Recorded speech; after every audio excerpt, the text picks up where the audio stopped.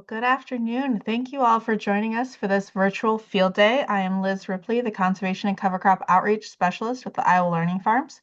We're based on campus here at Iowa State University, and we were established in 2004 with the goal of building a culture of conservation. And by that, we mean working with farmers and landowners, our agency partners, and researchers to explore and implement conservation practices on our landscape that improve soil health and water quality while helping our operations stay profitable.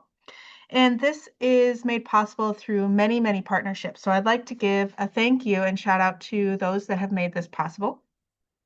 They include our Iowa Department of Agriculture and Land Stewardship, our USDA Natural Resources Conservation Service, Iowa State University Extension and Outreach, the Iowa Department of Natural Resources US EPA Section 319 funding, the Iowa Nutrient Research Center, Romark, the Conservation Districts of Iowa, the Iowa Soybean Association, the Leopold Center for Sustainable Agriculture, and in particular today, I'd like to give a thank you to the Sea Change Project Grass to Gas project here at Iowa State. So for those of you that have attended a previous virtual field day, thank you. And if you're new to us, thank you for joining us. Feel free to submit your questions for Carl in the chat, and we will get to those questions during our Q&A portion. And you're welcome to submit those at any time. In just a moment, we're going to head to the field with Carl with a pre-recorded interview that we filmed last summer when the prairie was looking absolutely beautiful. So again, feel free to submit your questions at any point.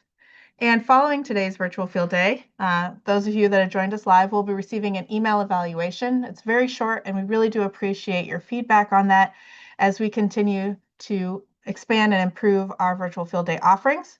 Also included in that email will be a link to today's recorded virtual field day. So if you know that someone was interested but couldn't make it, you can feel free to share that link with them. So without further ado, I would like to introduce our speaker today as Carl Kurtz.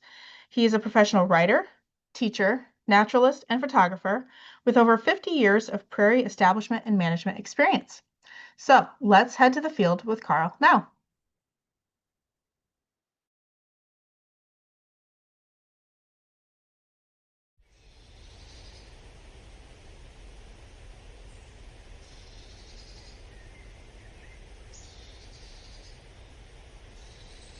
I'm Carl Kurtz. I'm standing in the middle of a prairie area that's on our family farm in Marshall County. So we would be in northwest Marshall County. About 50 years ago, I was really introduced to the prairie by Roger Landers, who was a botanist at Iowa State University. And with a background in wildlife biology, I began to see that this is probably some of the very best wildlife habitat there is. So over the course of years, we came to the conclusion that we could take some of our cropland, pasture land, and convert it to diverse wildlife prairie. And it's been the most interesting part of life. This has been a family farm. My father bought it in 1930. I don't know how he managed to pay for it because that was the crash of 1929 and 30. So, but anyway, and it was a diverse family farm. Like most places, we had hogs and pigs and chickens, raised a lot of your own food and corn, but there were no soybeans then. Hay crops, and I can remember one year we even combined red clover for seed, which was pretty unusual, but it was a really good learning experience about land, just growing up on a farm, and about working with equipment. And that really helped me too, because to plant the prairie, you need equipment and you need ideas. There wasn't too much of that being done. And so through this professor, we actually rented a chunk of virgin prairie and combined it in 1980. And that was the first part of the planting. And we could see afterwards what began to develop. And then we ended up harvesting virgin prairie, or a chunk of virgin prairie that we had leased for 20 years after that. and use that to plant most of our areas. So we're on the edge of an area that's about 100 acres. It takes some real effort just to manage it, to get it going.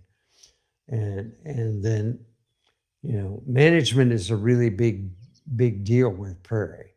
You can't just plant it and say, well, I've got it planted and now I can do whatever I want. It won't make any difference.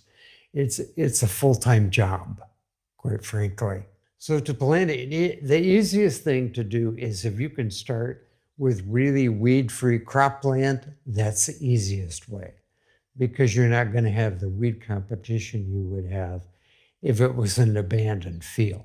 Usually we'd plant in the winter or late fall, and then in the spring you come along and grows up, usually weedy, with little plants, usually maybe an inch or two high. And even by late summer, they might only be 6 inches high. And so you'd basically keep it mowed the first year. And depending on the weather conditions, you might have to mow it the second year. And the first time we had a really good start at this, we ended up with a lot of plants the third year. There was nothing the first year. It was so dry. Nothing the second year, and then the plants came up. And by the fourth year, we were able to combine it for seed. And off of that first acre, we got 50 pounds of seed. And we thought that was really amazing. After that, we continued to plant every year more and more acres, usually never more than 10 acres at a time, because it was keeping up with the management. Weed control, you had to walk it or monitor it or do something to keep track of the weeds in every area every year. We often had interns, summer interns, they helped us, and that has made a big difference too. This part I'm standing is probably about 15 years old. It's taken quite a while for it to really develop. Often we've overseeded areas that were planted, maybe even 10 or 15 years, we might overseed them with other seed. And combining seed off of virgin prairie, you never get the same seed mix 2 years in a row. And we don't here either, depending on the weather, depending on just a whole lot of things, whether or not you got it burned. Burning tends to really enhance flowering and enhances the quality of the seed. Generally, yeah, we always burn in the spring, usually from the end of March or early April until about the end of April, usually not much later than that. Okay, what you're looking at right here, the pink flowers are showy tick trefoil. It's a legume. And the white ones are rattlesnake master. The grasses here's a compass plant leaf, which probably doesn't show up. It's not really flowering this year. And you have to remember, like plants, just like fruit trees, they don't put out seed and flowering every year. So they're storing food in their roots. And then when the conditions are really good, maybe because of rain or because of fire, then the plants will just really, really put out seed and grow up bigger and more. There's a lot more flowering. So fire is a really, really important part. And I would tell everybody, if you have a prairie, try to burn it just about every year for the first 10 years. And then you can let it go for a year or two at a time. But if you don't, it's probably not going to do as well. A lot of the seeds are fire scarified, and the germination is much, much higher after fire. So you want to plant it. Usually it'll be the third or fourth year before you can burn it because there's not enough fuel to carry a fire. After that, burn it continuously every spring for at least 5 years, and 10 years probably would be better. We have areas we burned for more than 20 straight years. They are the most diverse, most productive areas. We've only surveyed it as a whole. So we have about 150 native species, which is very, very good. You got to remember, you're got to be in it for the long haul. It's not something you plant for 1 year and then you plow it up 10 years later. In 10 years, it's just getting started at doing what it will do best. And the diversity will start to get really good. And I think that's one of the issues with CRP. You have a 10-year CRP and then, oh, I'll just plow it up and plant. It's so easy to undo a prairie. It wouldn't be that easy to undo a woods, and you wouldn't even think about it. But a prairie, you don't see it as it's a living community that could be, well, virgin prairies would be thousands of years old. And so they're just getting started when people end up plowing them up and replanting them. Harvesting it for seed is probably a good thing. You could also hay it. That would be a good thing. It might remove some of the weedy problems, especially I've seen prairies that were hayed, and generally they're very free of sweet clover. Sweet clover is a real problem. Probably doesn't hurt the prairie too much, but it can eventually almost take it over, and it just doesn't look very good. It doesn't look like a prairie anymore. I would say we probably have, I don't know, maybe 15 or 20 different bird species that nest here consistently. Then you have the small mammals, voles and deer mice and white-footed mice and western harvest mice and shrews, a couple of species of shrews, badgers, 13-line ground squirrels. We've got skunks, garter snakes, fox snakes, decay snakes. It's a real diverse mixture of plants and animals, and they're all kind of subsisting and working together. So we are on the very edge, the eastern edge of the Wisconsin glacial lobe. So we have rocks, we have boulders. We've dug some of them up, we've moved some of them. And 2 miles east of us is the edge of the landscape. And then there's no rocks. So it's a different soil. This would be Clary and Webster soil. East of us would be Tama Muscatine soil. We don't have much sand. This is really loamy. It's really good cropland. There are no potholes right where we are, but west of us there would be prairie potholes within a couple of miles. This would be the outwash from the Wisconsin Glacier. And so we're near what's known as Minerva Creek. There's 3 branches of it, and it drains thousands of acres in Marshall and Story County. You could say I'm an educated wildlife biologist, but you don't know much when you get out of school. But if you can work with habitats, you learn so much. And I find this just endlessly fascinating what's going on. Every year is different. No 2 years look the same. And you never know what you're going to see. We find unexpected birds and animals that we did not know hardly anything about. There's just bird activity all the time. And the same is true with the prairie. We actually have some fairly rare birds that use it as migratory habitat, going north in the spring and south in the fall. And you would never find them in an open crop field. It's just so interesting. You just learn new things all the time. I mean, it makes life so much more interesting because you've always got something new to look at. There's just no end to the things that you learn about that you had no idea about in the first place. Okay, we are in the middle of our prairie area. It's about 50 acres. And if you're going to plant a prairie, the one thing you should do is put in a wetland because it will increase the diversity of the area you have in ways you never believed possible.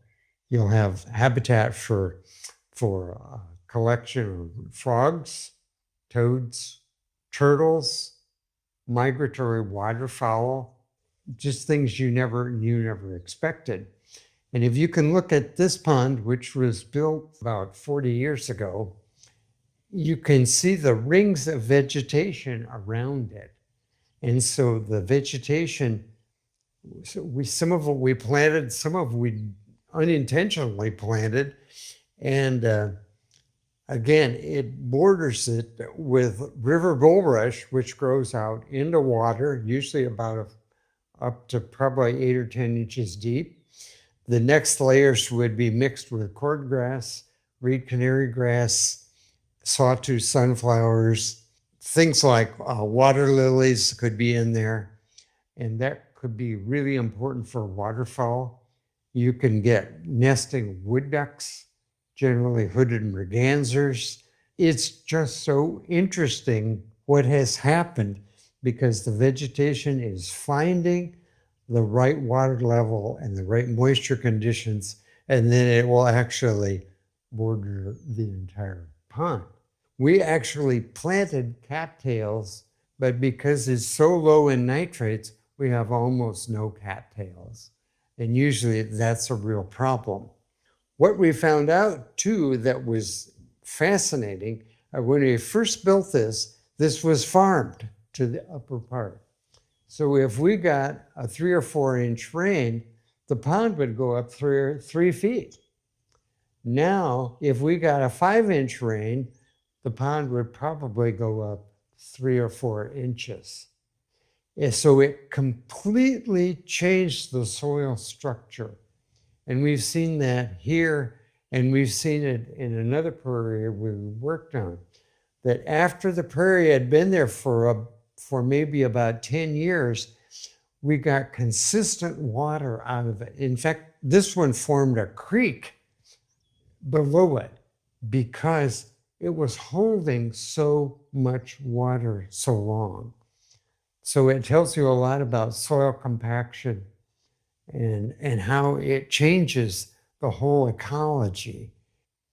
It's really great to restore your mental health, put it that way. There's too much going on, and just to be here with the birds that are talking and singing and flying. And in the spring, we'll often get quite a few waterfowl. So you never really know what's going to happen. That's another thing. That's the good thing about the prairie. You will never figure it all out. And I often think the longer you do this, the less you know, because it's just endlessly interesting, fascinating, and changing all the time.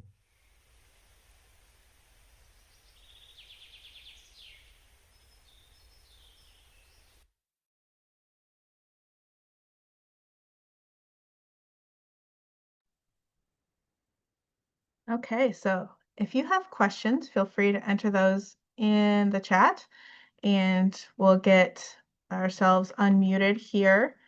All right, so there's a few questions as Carl's working to unmute here.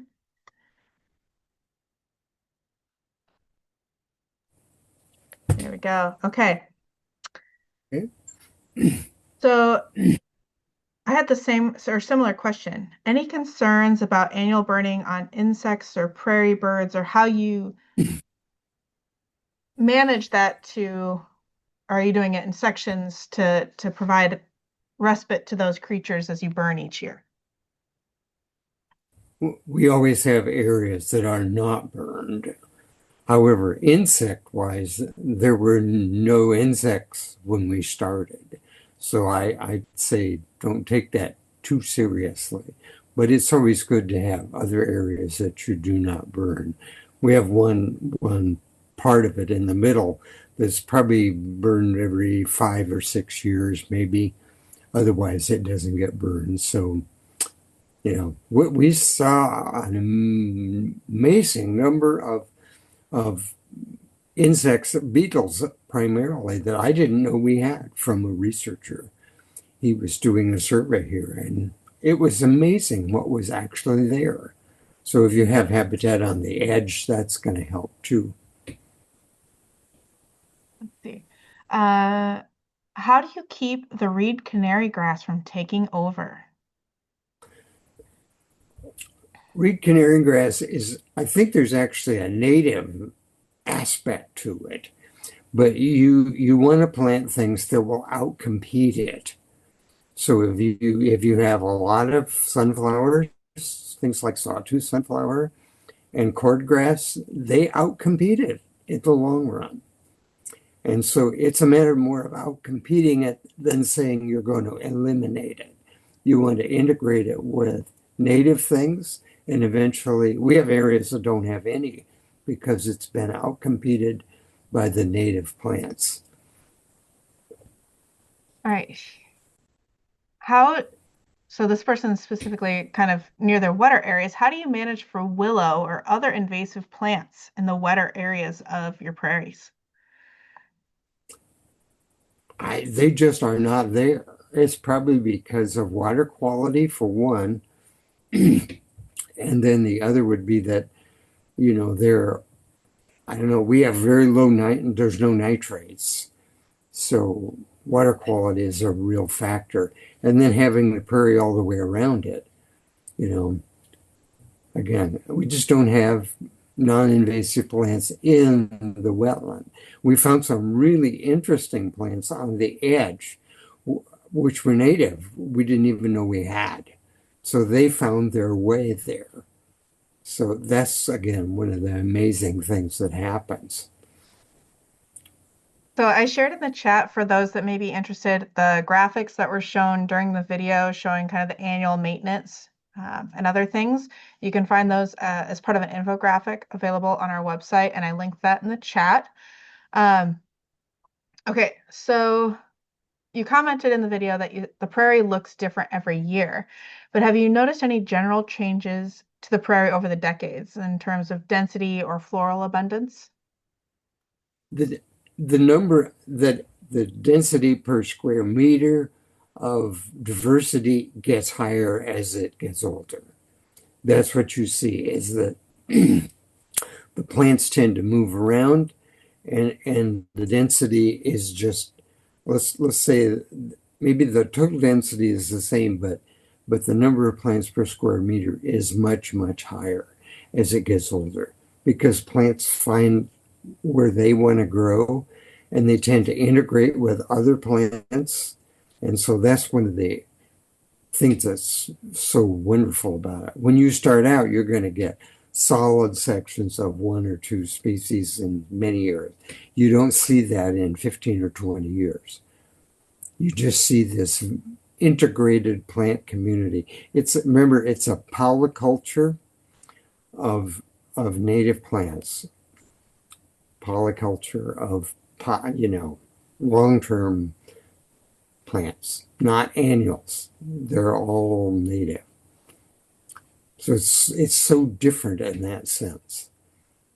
Yeah, so there's a couple questions here in and around burning the prairie as a management. So I'm going to try and kind of lump a few of them together. So comparing spring burns to fall burns, have you done both? Like, what's your reasoning for maybe doing primarily spring over fall? Okay, we generally do not burn in the fall because you lose the habitat for the animals that live there. And so we've almost never burned anything in the fall. Because if you've got field mice, if you've got pheasants, if you've got some of the grassland birds that overwinter here, if you burn it off, you don't have any habitat. So that's the main reason. If you have a savanna, savanna generally has to be burned in the fall, but you get very low fires. You're mostly burning leaf litter, and you generally cannot burn a savanna in the spring just because of moisture conditions. It generally just doesn't work very well. Staying on that fire track, have you noticed any concern with the burning promoting grasses over forbs? Have you seen any of that happening?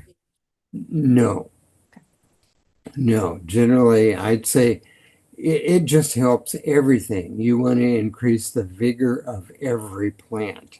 You can, if you burn later, it will tend to reduce cool season grasses to some degree. But that's still mostly about not having enough diversity to really compete with invasive grasses. So, yeah, generally, I'd say spring burns are by far the best. And kind of circling back to that invasive species, specifically talking about reed canary grass, how long did it take, in your experience, for the natives to outcompete that reed canary grass? Like, how long should people keep at it before they feel like they've failed? Oh, let's say between 10 and 20 years. Okay. That's why it's not easy. You know, the original prairies were growing for thousands of years, and how often Native Americans or others burned them, we don't really know. But I think in a lot of cases they burned them pretty regularly because it was a way of protecting themselves. You wouldn't want to build your home in a tall prairie in the middle of fall and have somebody come along and burn you out.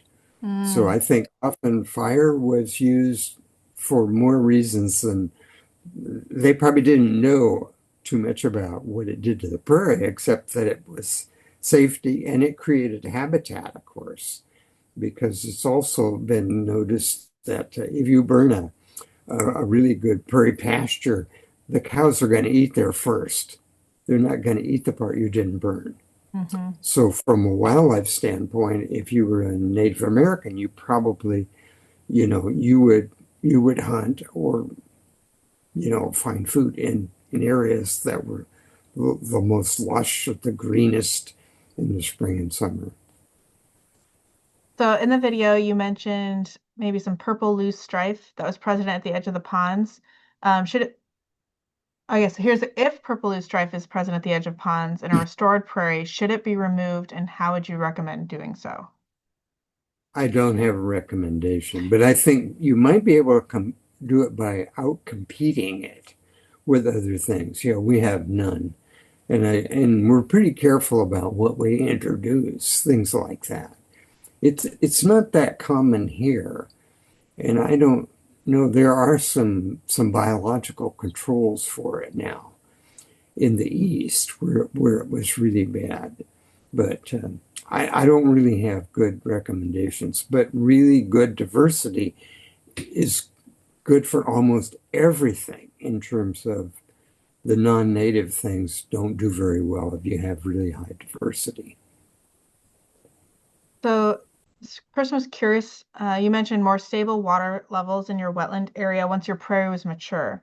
So their question is, do you think that the prairie around the surrounding land is soaking up and allowing for better infiltration before it reaches the wetland? Or are your plants in the wetlands thriving and utilizing that water more efficiently? I think the prairie is just simply giving you a higher water table to keep water in your wetland. I, I don't think it's the other way around. But the plants that like it are going to be there. The river bulrush we never planted that we know about, and now it rings the entire pond. And waterfowl, and of course frogs and some of the other critters. That's where they want to hang out, because there's some safety there. We do have turtles, especially snapping turtles, and I know they reduce waterfowl and probably other numbers, but everything's still there. Uh, Trying to read through these and see if there's some commonalities. Uh, so advantages or disadvantages for fall planting versus spring planting or overseeding. What's your ideal window for doing that? I'd say plant when you have the seed and the opportunity, but fall plantings are probably better because many species need what's called cold stratification. So if they don't have a cold treatment, wet, cold for more than probably 30 days, they may not germinate until the next year. So, and then of course, if you burn in the spring, the legumes are all fire scarified. And if you burn, you're going to get many more plants coming up because of fire. we've seen the ground be absolutely solid green with little plants after fire. It does not burn them up if they're in the soil surface because it doesn't get that hot. Mm. It So goes pretty fire, fast. yeah, fire is a really big issue if you want to increase diversity too. And so, related to that, your comment to do it whenever you have the seed and the opportunity, they're wondering, is it too late to dormant seed given the warmer weather that we're currently experiencing, at least here in Iowa? Oh, I don't think so. Okay. No, I mean, I think you can still burn. Generally, it's not that after winter and snow and rain, the soil surface is pretty wet, even through into April. One year we didn't burn into April because it had been such a dry winter, but it didn't help the prairie any, and it didn't look very good, you know. And I think it would have been better if we had just burned it. But people could go out and do their more or less frost seeding, even though it's pretty warm and the ground's maybe warm on the surface. Oh yeah, but again, the seeds probably not not right on the surface and get burned. But Okay. again, some of it would do better than it would come up better then if you did. Is there any means of determining how old prairie plants are? You can tell some things you could probably tell by the size of the root mass. Hmm. We have lots of compass plants, and that's a really interesting story because when you plant it, everybody wants a compass plant. They're big, they're tall, and you'll get one leaf, maybe two leaves on it the first year, and maybe about the fifth year you'll get a stalk with flowers on it. We have compass plants that the crown of the plant is a foot across, and I've seen like 40 or 50 flower stalks on that single plant, counted them. So it tells you it's probably been there for maybe 10 or 15 years because it would never grow that big. And they say too that the compass plants, they used to say they'd grow way, way deep, but they'll probably only grow as deep as the water table. Hmm. They're not going to grow a lot deeper than that because they're just going down to find water. So they'll grow on very dry areas. They'll grow on areas that are moderately wet, but I'd say they like what's called mesic. Prairie mesic is kind of the midpoint of wet and dry. And speaking of water, you noted that you don't have nitrate in your water, but for those that might or do, what effect do you think the nitrates would have on what their prairie might look like? What kind of diversity or plants might they find? I think they might have a heavier grass cover because the grass may respond to the nitrates. I think some of the forbs might be inhibited by nitrates. There's been some studies found that things like, and I don't have any orchids, but orchids are really, really affected by high nitrates. They don't do well. They may not reproduce. They may not even grow well. But other than that, I don't know much. Um, do we know what soil properties may be unique, say, in remnant prairies versus reconstructed prairies? What soil properties? I Yeah, just so, think, oh, so go ahead. well, it could be that the soil compaction is much, much lower in a reconstructed prairie that's been planted for maybe 10 or 15 years, maybe longer. That's what we've seen to be apparent, that it holds so much water and you get virtually no runoff. So that's great for soil loss. You won't get any soil loss. And I heard someone from um, at a talk I heard and I was saying about there are literally no nitrates flowing out of a prairie. The nitrate level is so low Mhm. as opposed to farm fields. Yeah, there's some work that like Dr. Helmers has worked on it out at the Cobb site, and they've looked at fertilized and unfertilized prairie, and it's That's what almost I heard. zero. It's almost I heard that. undetectable. Yeah. I heard that too. I thought that was really interesting. It tells you why we should be draining tile water through wetlands. Mm-hmm. That would be the best Absolutely. we could do that. That'd be the best thing we could do, especially for wildlife. It would change the whole picture of wildlife if we did that all over the state. So speaking of wetlands, this question is specifically on how would you recommend planting in and around a wetland if it's already established? And are there any challenges that are unique to this, the fact that you're working in and around a prairie when it comes to establishment and maintenance? Well, I think what we did, we took and we went to roadside ditches and we dug up little plugs of reed canary grass and we planted them around the wetland. And we thought, well, oh, that'll look kind of funny. There'll be a clump here and a clump there. And in 10 years, it surrounded, they all grew together and it surrounded the pond. So you can do things like that. You could plant, especially some of the taller sunflowers or any kind of mixture, and they'll find their place. That's the other thing. The prairie tends to sort itself out, and the plants tend to grow where they belong. I mean, based on soil type and how dry it is, and maybe how much water there is. And tall plants tend to do pretty well oftentimes around wetlands. So there's a few questions that came in a while back, and I don't want anyone to think that I ignored them, but they were asking for resources and places where landowners could turn to, especially when it comes to the costs. And so I put in a link there for Tallgrass Prairie Center. They're housed at University of Northern Iowa, and they have some resources specifically related to that. So I would encourage you to start there and then possibly contact your local soil and water conservation districts to learn more about some of the other potential funding that might be available specifically in your area. Let's see. Did you modify any subsurface drainage on any of your properties where you've reestablished prairie? It's a yes and no answer.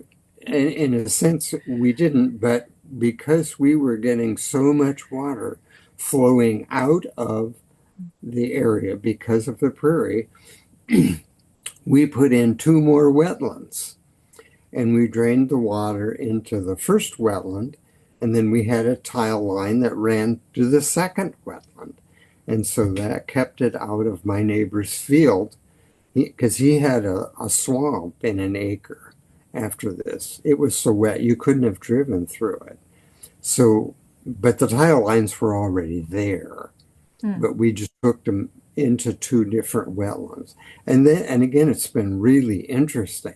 If it's really wet, both those wetlands will have lots of water in them and they'll have waterfowl and shorebirds.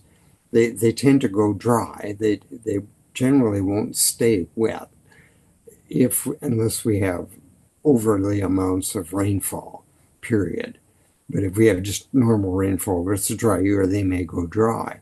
But there's still lots of the normal frogs that we have. We've got 5 species of frogs, and they're in those dry wetlands as well as the ones that never go dry.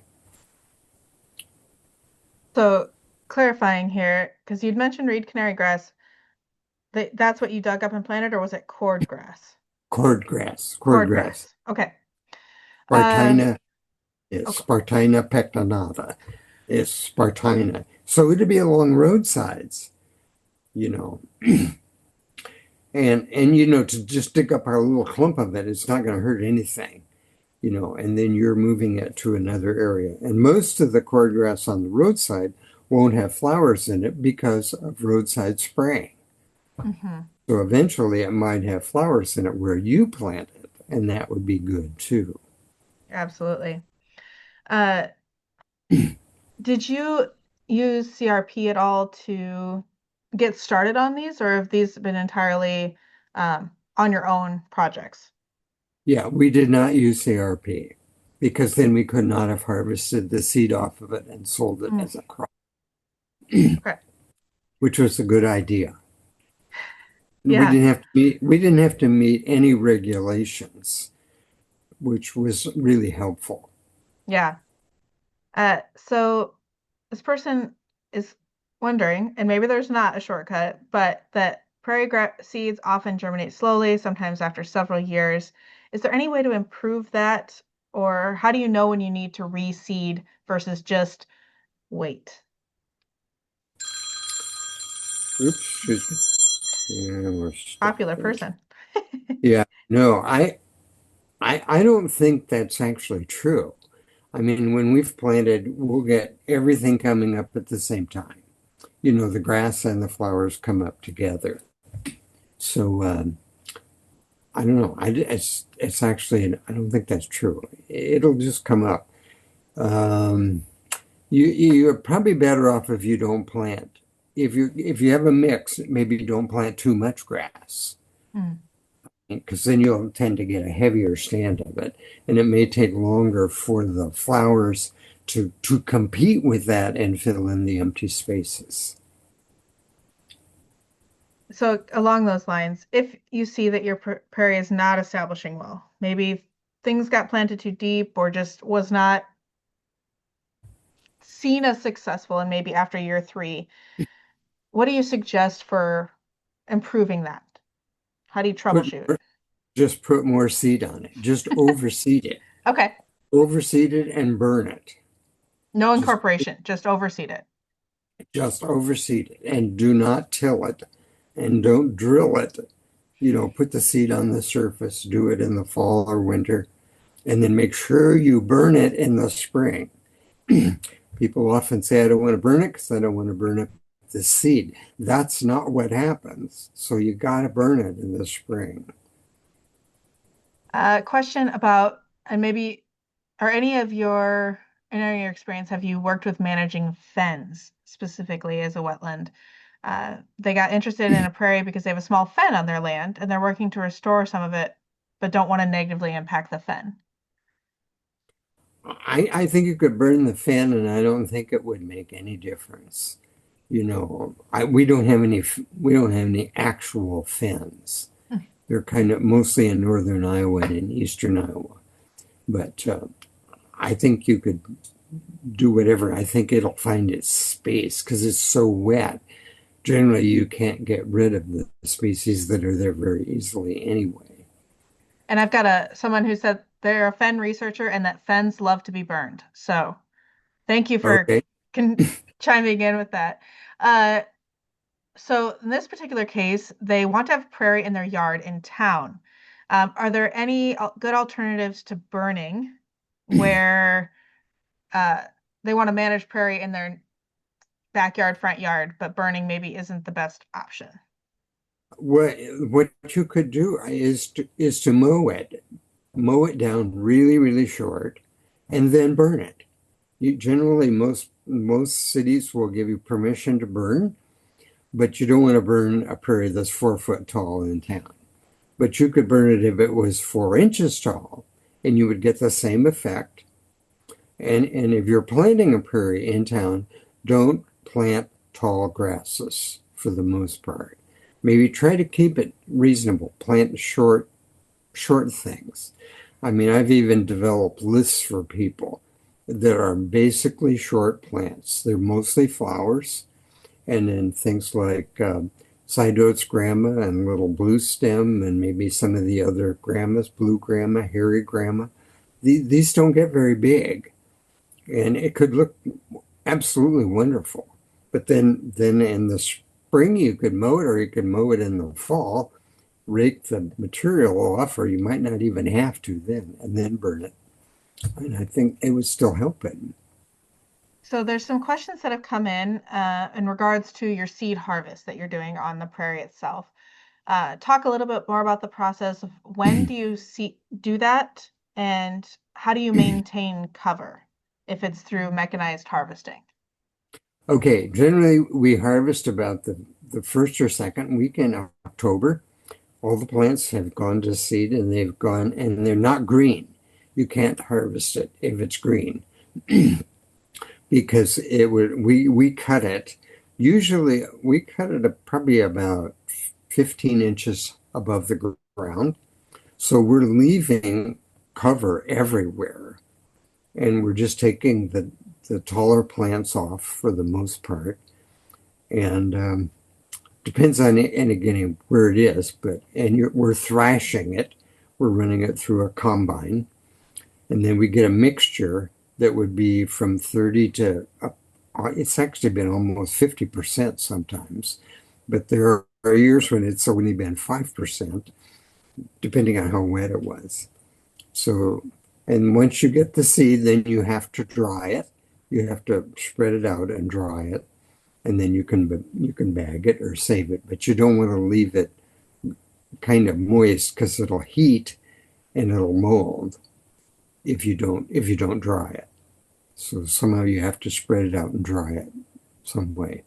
Is this a standard combine or is it specialized? What kind of equipment is it? It's a standard self-propelled combine, but we modified it Okay. considerably. Yeah. For those tiny, tiny seeds that would otherwise.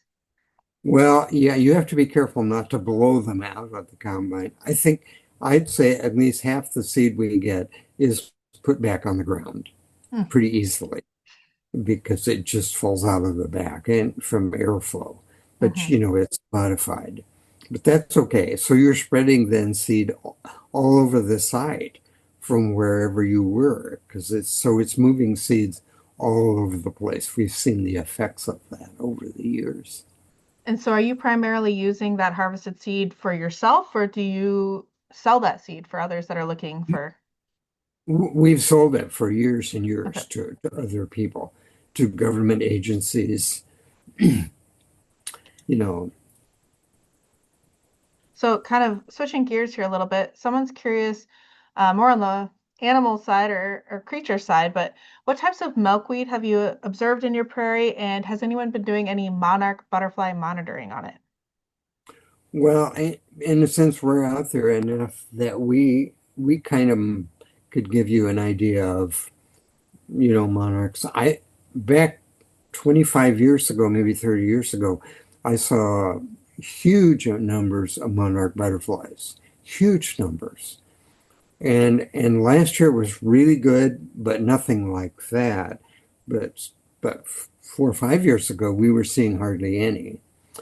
And so I don't know enough about monarchs. I think there's just less and less habitat, and part of that to me is there's less and less field diversity.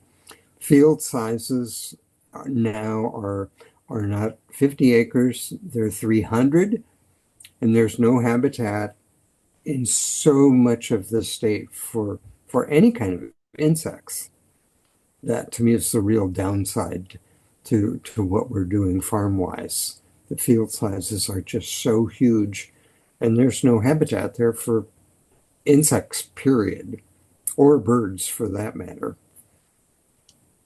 So timing recommendations here for possibly going and harvesting those ditch clumps of prairie cordgrass to transport into a wetland. When would you recommend doing that transplanting? When you have a spade in your hand, and I mean, I'd say it's probably easiest in the spring, when it's really short. But it really doesn't make any difference. You're just after a root mass, just a little root mass, and just take it and plant it in an area that's pretty moist, and it'll do really well. Do you have any recommendations for someone who is trying to interseed some more forbs or flowering plants into their native grass dominated stand?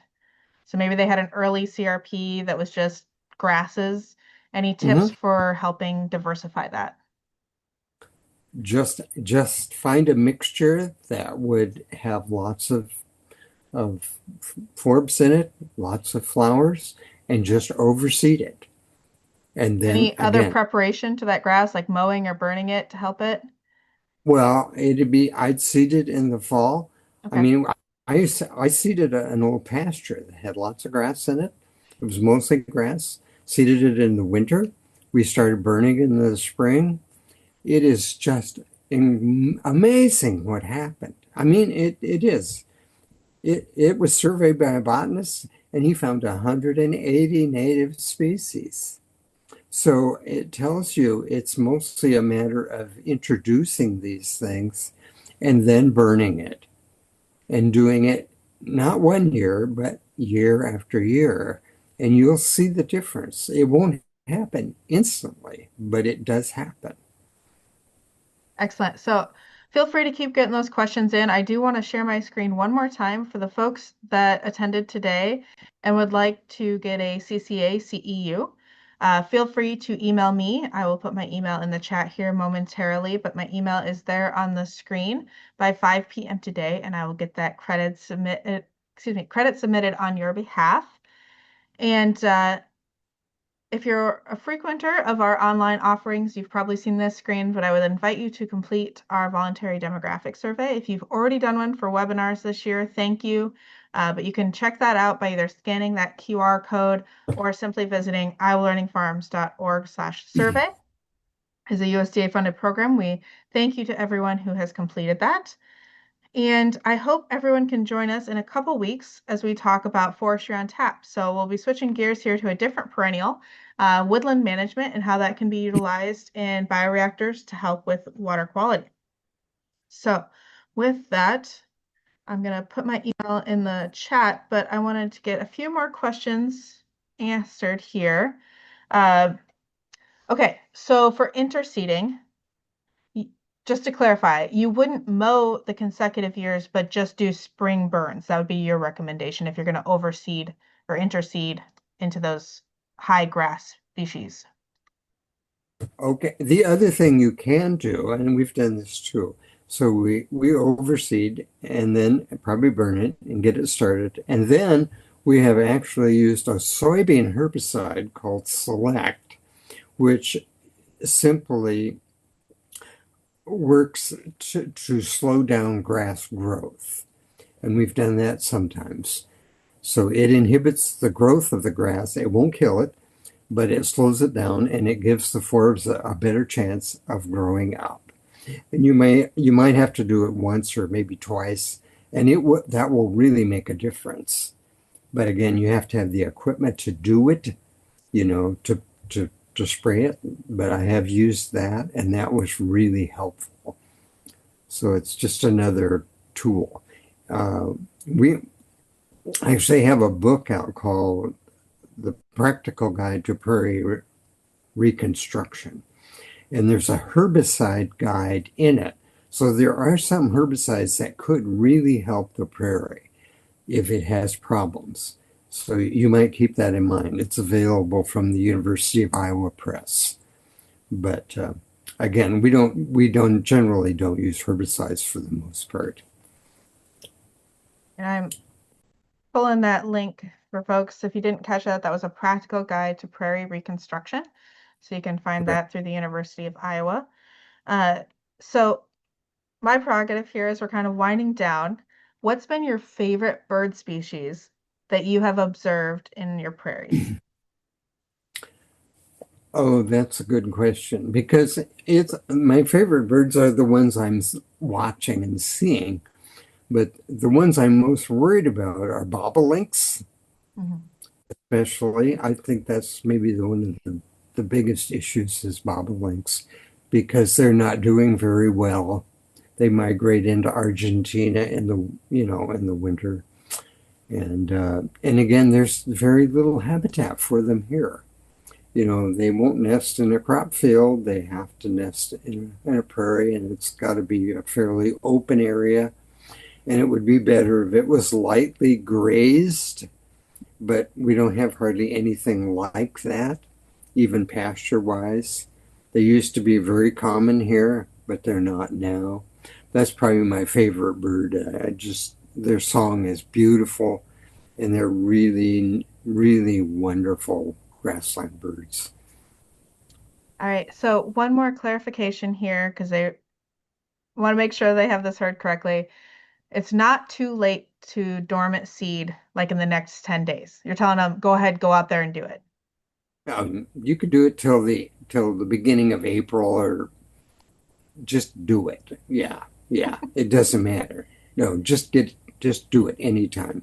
I mean, we're going to have cold weather and wet weather probably before April 1st. Yeah. Yes, as much as I would like to have, nice spring weather, it's too early. It's still February. we're bound Oh, for yeah. some cold Yeah. and some wet.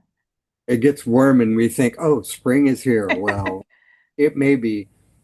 I don't know. If anybody remembers, about 12 years ago, we had snow on the second day of May.